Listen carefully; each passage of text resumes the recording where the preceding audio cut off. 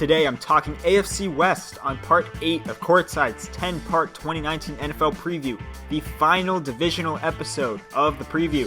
I'll tell you why the Chiefs will repeat as division champs, and why the Raiders will actually be able to string together a good chunk of wins this year. So sit back, relax, and take a seat. Courtside.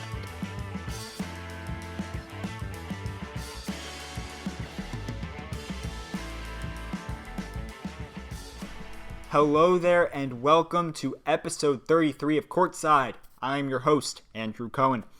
Today's part 8 of Courtside's 10-part 2019 NFL preview. It's the final divisional episode of the preview here on Courtside, and if you missed any of the first 7 parts of the preview, I would highly suggest going back, checking those episodes out. Talked about all other 7 divisions in the NFL. And if you have been enjoying all the content here on Courtside as of late, I would really appreciate it if you went ahead, subscribe to the podcast wherever you might be listening, and also go ahead and follow the podcast on Twitter. Twitter handle is @thecourtsidepod. Link to that will be in the description. Quick reminder about how this episode is going to go. I'm going to talk about all 4 teams in the AFC West in the order I think they will stack up in the division standings at the end of the year. For each team, I'll talk for about 5, 6, 7 minutes. Give you 3 storylines and or players to watch throughout the 2019 season. And then at the end of talking about each team, I'll give you my projected record, which has come about by me predicting every single game, every single week for every single team in the 2019 season. I predicted every game. It's given me a good baseline for how I think each of these teams will do. Now, by week 5, I may think the current win-losses I have now, they might change. But for right now, this is what I have, and this is what I'm setting in stone for my predictions. But without further ado, let's get into the team I have finishing first in the AFC West, the Kansas City Chiefs. Key to this team's success for me, in my mind, is the defense. This Kansas City defense last year was ultimately the reason they could not get to the Super Bowl. The only thing they were really good at on defense was getting sacks. 52 sacks, tied for the league lead with the Steelers. Right, so they're impressive in pass rush, but they gave up the 2nd most passing yards, 6th most rushing yards, 2nd most total yards. That's just not going to get the job done, right? Offense wins games, defense wins championships, tends to hold true in the NFL. In the AFC Championship game, perfect example of this. The offense, the Chiefs' offense in the second half, consistently marching down the field, getting scores, making a comeback because the Patriots helped shut them down in the first half to 0 points. Right, so that offense is marching down the field, scoring a bunch of points, but the Patriots offense is coming right back and matching it because the Chiefs defense just could not get any stops, and that's why the Patriots ended up going on to Super Bowl 53 and winning Super Bowl 53. Chiefs, however, did make some moves on defense to try and improve that side of the ball. They signed Tyrann Mathieu. He's going to replace Eric Berry at strong safety. Berry only played 3 games over the last 2 years, so he hasn't really been a relevant part of this team, this defense, in about 3 years. On the defensive line, Chiefs traded for Frank Clark, very productive player with Seattle last year. And they also signed Alex Okafor, pass rusher from the Saints, maybe coming off his best professional season. Those guys should help replace the production that's going to be left behind by Dee Ford and Justin Houston, leaving to the 49ers and Colts respectively. Chiefs also went ahead and signed Bashaud Breeland at corner. He's going to replace Steven Nelson as the number 2 guy behind Kendall Fuller. Steven Nelson, solid player the past few years. He's pretty replaceable, and I think that's what they're doing here with Breeland. The rest of the defense is largely the same. They're bringing back guys at linebacker like Anthony Hitchens, Reggie Ragland, guys in the secondary like, as I mentioned, Kendall Fuller, Daniel Sorensen, right? I think the biggest upgrade here really is Tyrann Mathieu. He is replacing a guy that has not played basically at all over the last 2 years. But overall, I'm just not sure the Chiefs' defense will be that much better in 2019. Most of the moves they made on defense were moves that replaced guys that left. So they were just kind of replenishing the talent rather than adding talent overall. And I think that's going to be a big reason the Chiefs' defense improves slightly, but not a ton here in 2019. Storyline number 2 that I'm watching is the running game. Last year, the Chiefs were really only middle of the pack when it came to running the football, even though they had the most explosive offense in the league.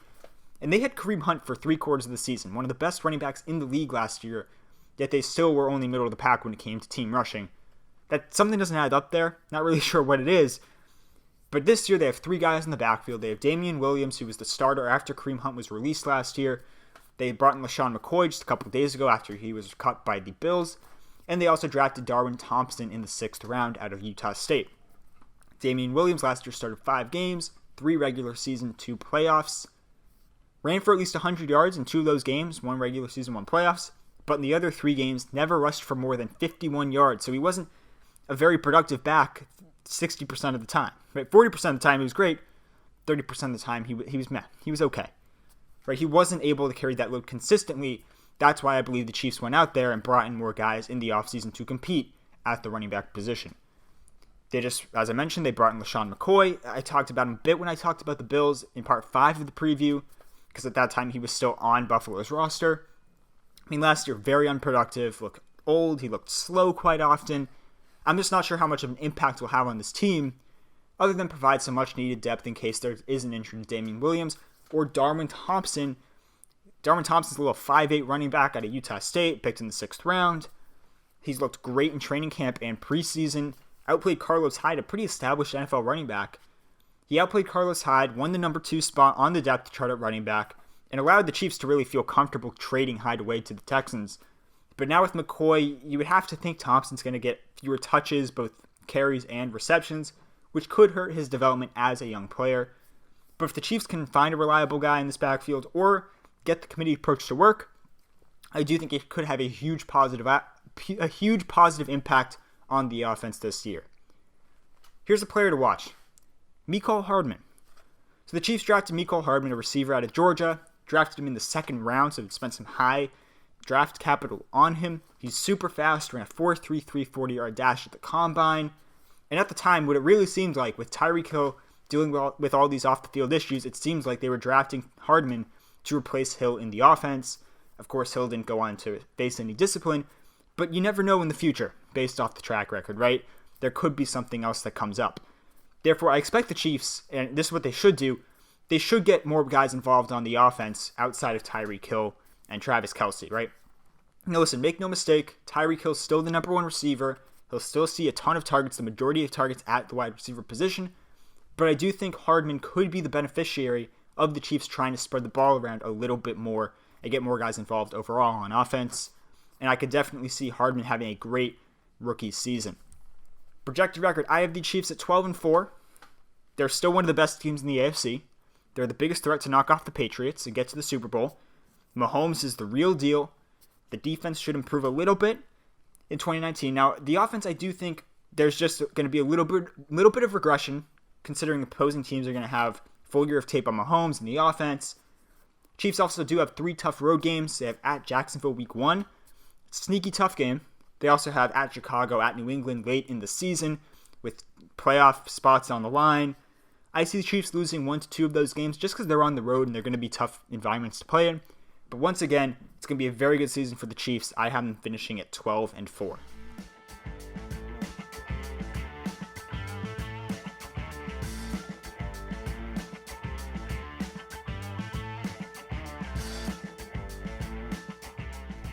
Finishing second in the AFC West, I have the Los Angeles Chargers. The storyline everybody's going to be talking about with this team this year, of course, is the Melvin Gordon holdout. Listen, I don't think Melvin Gordon plays a game for the Chargers this year. He wants more than the $10 million the Chargers were offering him. The Chargers have now taken that offer off the table. They're saying we're going to wait until after the season to negotiate any kind of extension. Now Melvin Gordon's being allowed to seek a trade to a new team. It just seems like things are unraveling there for the two sides. Even if he doesn't end up getting traded, though, I could very likely see Melvin Gordon trying to do what Le'Veon Bell did last year, set out the entire season, get paid by a new team in the offseason. I think he needs to be careful. I think that's a story for another day, though, so I'll go into that in another episode of the podcast. But let's get back to the Chargers, right? Let's get back to the guys who are there. They have two guys primarily that will handle the load in the backfield, Austin Eckler, Justin Jackson. Although Eckler was a more efficient back when he was the number 2 to Gordon last year, when Austin Eckler was a starter, the Chiefs were 3-0. Right? I mean, they were actually successful with Eckler as the starter. Then Justin Jackson actually started one game against the Chiefs in Kansas City late in the year. 75 total yards, a touchdown, helped the Chargers win a huge game, when it came to the divisional race last year. Chargers were 4-0 without Melvin Gordon last year, right? They've proven they can win games without Melvin Gordon. So what are they doing? They're letting Melvin Gordon do his thing, hold out, because they know they can still win football games with these two guys. I personally think the Chargers are going to be fine. I do. I expect them to have a 50-50 split between Justin Jackson and Eckler. I think that's going to allow the Chargers to have a very solid and effective rushing offense that can help them win games. But I think there's a bigger storyline that people aren't talking about enough, and that's the Derwin James injury. Okay, most people, they're going to focus on Melvin Gordon and all that. However, the Derwin James injury, in my mind, much bigger loss for the Chargers. James is a first-team All-Pro in his rookie season. First-team All-Pro, was in the running for Defensive Rookie of the Year. He could have won it. He could have won that. He had 105 total tackles, 3 picks, 13 defended passes, even had 3.5 sacks. He can do it all. He's a versatile player at the safety position. Losing him is a huge blow for this otherwise very strong defense. Stress fracture in his foot. He's out for half the year, so he's not out for the entire year, but he's on IR. Should be back in November, December. But I doubt that, even if he does come back this year, I doubt he'll be back to his all-pro self when he comes back. Even if the injury is 100% healed, I think it will take some time for him to get back to what he was last year. Now, in the interim, he's being replaced by Adrian Phillips. First-team All-Pro last year, but as a special teamer. Okay, we'll have to see how he does as the starting strong safety for at least the first half to 3/4 of the season, if not the entire season. Maybe he'll do fine, but Derwin James elevates that defense to another level. So there's one thing for sure in my mind, and that's that the Chargers will greatly miss Derwin James for as long as he is out. Here's a player to watch this year, Mike Williams. Have we forgotten that Mike Williams was a first-round pick in 2017? I mean, he missed a good chunk of his rookie year with injury, came back last year and was really good, given that he was the number 3 receiver in the Chargers offense, only started 5 games, but just on 66 targets.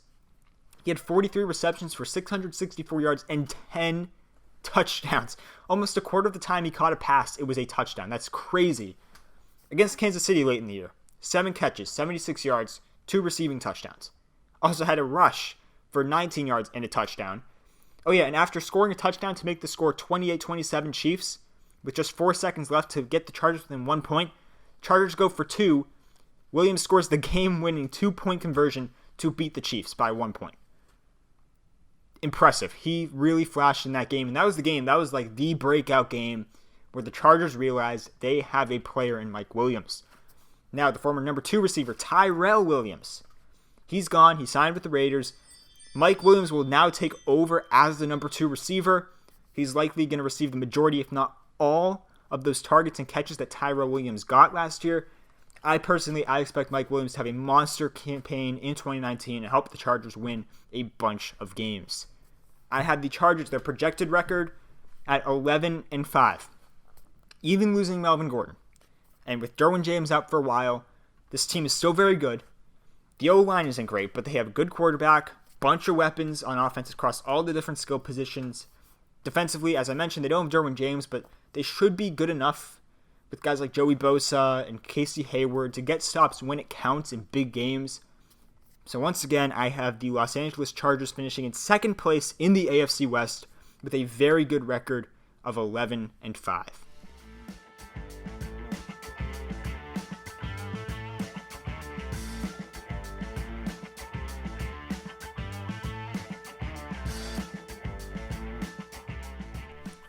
All right, let's move on to the Denver Broncos, who I have finishing third in the AFC West division.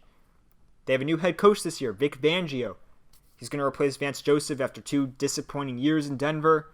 Fangio was the defensive coordinator for the Bears last year, one of the best, if not the best, defense in the NFL, due to large part to Vic Fangio. Now Fangio is going to take control of the Broncos defense, which has elite pass rushers in Von Miller and Bradley Chubb coming at you from both sides, as well as talented guys in the secondary like Chris Harris, Kareem Jackson, and Bryce Callahan, who the Broncos signed away from the Bears in this offseason. So I believe Fangio is going to be able to turn this defense into a top 5 or 10 defense in the league. He's a very talented head coach, or coach when it comes to coaching defense. The question will be on the offensive side for Denver this year. The new offensive coordinator is Rich Scangarello. I think I'm pronouncing that right, hopefully. Previous 2 years, quarterbacks coach for the 49ers under Kyle Shanahan. Okay, so it's pretty good. What did he do before that? Before that, basically his entire career, he was an assistant coach for some various lower-level college football programs. So in other words, he's a very unknown guy when it comes. You don't know a whole lot about him when it comes to his offense.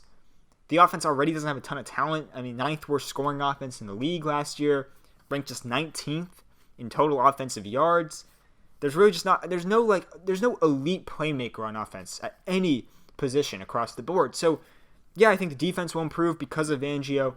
I don't expect the offense to take any sort of huge step forward, which is partially because of player to watch, number 2, Joe Flacco. I'm sorry, Joe Flacco's just not that good. Problems. He turns the ball over a lot. His completion percentage won't be great based on track record. It'll probably be in the low to mid 60s, which just is not very good. And he's a limited quarterback. There are certain plays he just simply does not have the talent to make. Add that to the fact that he doesn't really have a go-to receiver. I mean, the number 1 guy is Emmanuel Sanders, coming off a torn Achilles. And coming back from a torn Achilles pretty quick, I must say. Pretty quickly, I must say. Outside of Sanders, it's just a bunch of young guys like Cortland Sutton, Deshaun Hamilton, haven't really proven anything, and are unlikely to break out with Flacco as their quarterback. But what I would hope with Flacco, if I'm the Broncos, is that he can help second-round pick Drew Lock at quarterback. Hopefully Flacco can help Lock's development. And I do wonder if Drew Lock will actually get some starts at the end of the year if Flacco struggles whatsoever. Storyline number 3, for me, it's the backfield. Now, I'm very intrigued by this Broncos running back situation. So, 2018 draft, they draft Royce Freeman out of Oregon in the 3rd round. He looks like this prototypical bell cow running back, going to take the load, 200 to 300 carries. They also signed undrafted rookie Philip Lindsay, and after week 1, Lindsay, the undrafted rookie, stole the job from the 3rd round pick in Freeman, and Lindsay just ran away with it. Now listen, Lindsay was very good, but now it seems like Scangarello and Vic Fangio, they really like Royce Freeman, and it appears they're going to split carries between the two in 2019. And the running game is going to be key this year, make no mistake. With Flacco under center, the running game needs to be strong, right? And there's two main questions here. Can Freeman actually prove this year that he's a good enough running back to take a bunch of carries, including on the goal line, right? Can he take those carries on a consistent basis? And then with Philip Lindsay, is he going to be able to pick up where he left off in 2018, or was it just lightning in a bottle and the coaching staff trusted him and that's why he was able to do really well? I don't think the answer to either question is an astounding yes. I don't think so. So I'm very interested to see how the backfield pans out in Denver in 2019, because once again, it's going to be a key part of the offense. I have the Broncos at 6-10. The defense is going to be really good. It's going to be good enough to win a lot of games, but the offense is likely going to struggle a little bit. I can't trust them in late games just because I don't think Flacco can drive them down the field and at least consistently enough to win a bunch of games. But they do also have one of the best home field advantages in the league, playing in the thin air of Denver, so that should help them quite a bit. And ultimately, all these things add up to a 6-10 season for the Denver Broncos.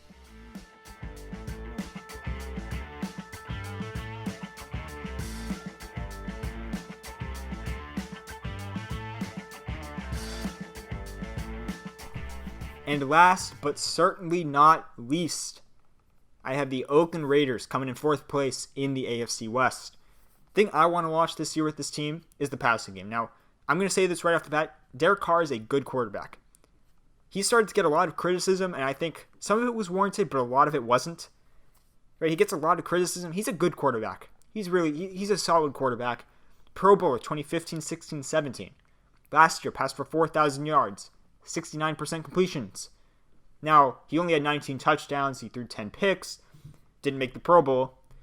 But I think that had to do with the receiving core around him. I mean, last year, the 2 top reception leaders on the Raiders, Jalen Richard, a running back, and Jared Cook, a veteran tight end. They both had 68 receptions. That's not even a lot for a leader in an offense. Now, heading into 2019, the receiving corps is going to transform from an old Jordy Nelson, a Seth Roberts, a half season of an unproductive Amari Cooper, to one of the best receivers in the league in Antonio Brown, a great number 2 complementary piece in Tyrell Williams, a highly praised rookie out of Clemson in Hunter Renfrow, and a solid number 4 possession receiver in Ryan Grant. All 4 of those guys were brought in this offseason. The previous 3 from last year, they've all been shipped out the door. So if Derek Carr managed to have a good season last year with the receivers he had, oh boy, the Raiders' offense this year is going to be high-flying. It could be one of the better ones in the entire NFL. Here's a player to watch. Josh Jacobs. Now, if you haven't heard of Josh Jacobs' story, it's pretty amazing. He was homeless in middle school, goes on to play at Alabama, plays well enough to get drafted in the first round by the Raiders. Raiders drafted him with one of the picks they got from the Khalil Mack trade, by the way. I think Jacobs was going to have a big year. I think he's going to have a huge year for a couple reasons. First of all, the Raiders cut Doug Martin just a couple weeks into camp, which I think was just a huge vote of confidence in Jacobs, and it shows they were truly comfortable cutting the main backup at the time for Josh Jacobs. Additionally, Jacobs has shown great hands in camp according to the coaching staff, which means he could handle a 3-down back workload. Right? Additionally, Raiders' offensive line pretty strong. They brought in Trent Brown at left tackle. They brought in Richie Incognito at left guard. Of course, there was the bullying scandal in Miami, but he can play left guard. The only concern I have is how much of a workload Jacobs can actually take before it begins to take a toll on him. At Alabama last year, biggest workload of his career at Alabama in 3 seasons, all he had was 120 carries and 20 receptions. That's just 140 touches. A workhorse back in the NFL is going to be expected to get at least 200 carries, and if they can catch passes, they're going to be expected to catch minimum 40 to 50. So is Jacobs going to be able to handle that workload? We'll have to see, but I do hope so because I think he can be a really special player. Storyline number 3 is the defense, specifically the pass rush. Last year, the Raiders finished the year with 13 sacks. The next lowest total was 30. They were way, way down there in sacks. It was the fewest amount of team sacks in a season since the Chiefs had only 10 in 2008. An entire 10 years, an entire decade ago was the last time a team had this many sacks or fewer. Now, in the draft this offseason, though, the Raiders did address their pass rushing needs. Drafted Clelin Ferrell out of Clemson at number 4 overall. Drafted another pass rusher in the 4th round, Max Crosby out of Eastern Michigan.